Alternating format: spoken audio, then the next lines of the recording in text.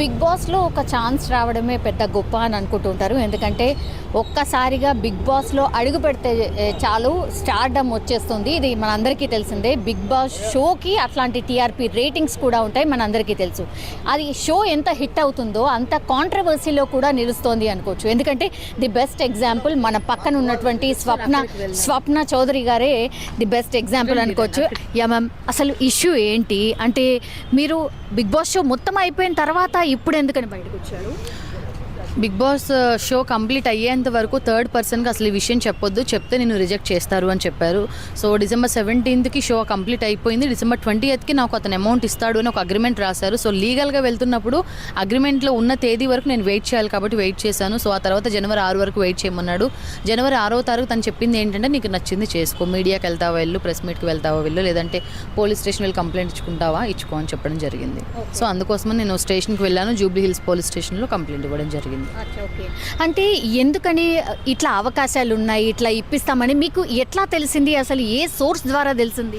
అంటే ఆల్రెడీ నా ప్రొఫైల్ పంపించానండి. నా ప్రొఫైల్ ఆల్రెడీ సెలెక్ట్ అయిందని చెప్పి అతను నాతో ఓన్లీ కాస్ట్యూమ్స్ అండ్ పిఆర్ కోసం మాత్రమే నన్ను అమౌంట్ అడగడం జరిగింది. వాటి కోసమే నేను అమౌంట్ ఇచ్చాను.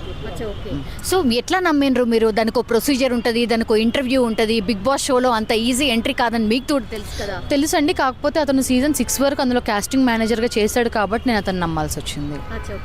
మరి ఎట్లా అనుకున్నారు? అంటే కాస్టింగ్ 6 వరకు ఓకే తను చేశాడు అని అనుకున్నాం, కానీ అంతకంటే ముందు మరి బిగ్ బాస్ షోలో ఎంట్రీ ఇచ్చిన వాళ్ళందరూ కూడా ఇట్లనే మోసపోయి ఎంట్రీ అయ్యి ఉంటారా?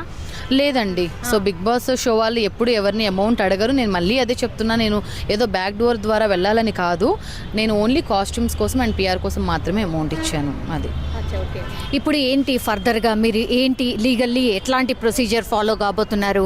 అతను ఎవరైతే ఇద్దరు మిమ్మల్ని మోసం చేశారు అని అంటున్నారు కదా, మీలాంటి బాధితులు ఎంతమంది ఉన్నారు?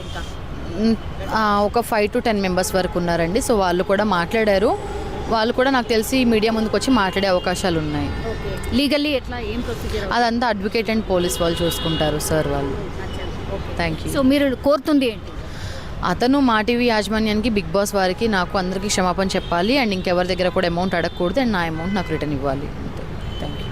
యా, సో మొత్తం మీద అది తను కోరుతుంది ఒకటే. లీగల్లీ అయితే నా ప్రొసీజర్ నేనైతే ఫాలో అవుతున్నాను, నాకు న్యాయం జరుగుతుంది అని కూడా అనుకుంటున్నాను. ఎందుకంటే బిగ్ బాస్లో ఎప్పుడైతే ఎంట్రీ ఇవ్వడానికి నాకు లైన్ క్లియర్ అయిపోయింది, జస్ట్ కాస్ట్యూమ్ అండ్ పిఆర్ కోసమే అతను నన్ను అప్రోచ్ అయ్యాడు అని అనుకున్నాను, కానీ ఇంత మోసం జరుగుతుంది అని నేను కూడా ఎక్స్పెక్ట్ చేయలేదు అంటూ మాత్రం స్వప్న చౌదరి చెప్తున్నటువంటి సిచ్యువేషన్ మనకు కనిపిస్తోంది. కానీ బిగ్ బాస్ అయితే ఇప్పుడు వార్తల్లో నిలిచింది అని చెప్పొచ్చు. ఎందుకంటే ఇట్లాంటి మోసాలు కూడా ఒక బిగ్ బాస్ షో లాంటి దాంట్లో కూడా జరుగుతున్నాయా అనేది కూడా ఇప్పుడు క్వశ్చన్ మార్క్. దాని మీద ఇంకా రకరకాల క్వశ్చన్స్ కూడా రైజ్ అవుతాయి. మరి గతంలో తీసుకున్న 1 to 6 వరకు ఎవరైతే కంటెస్టెంట్స్ ఉన్నారో మరి అందులో కూడా ఇట్లనే మోసపోయిన వాళ్ళు ఎవరైనా ఉన్నారా లేదా తెలియదు.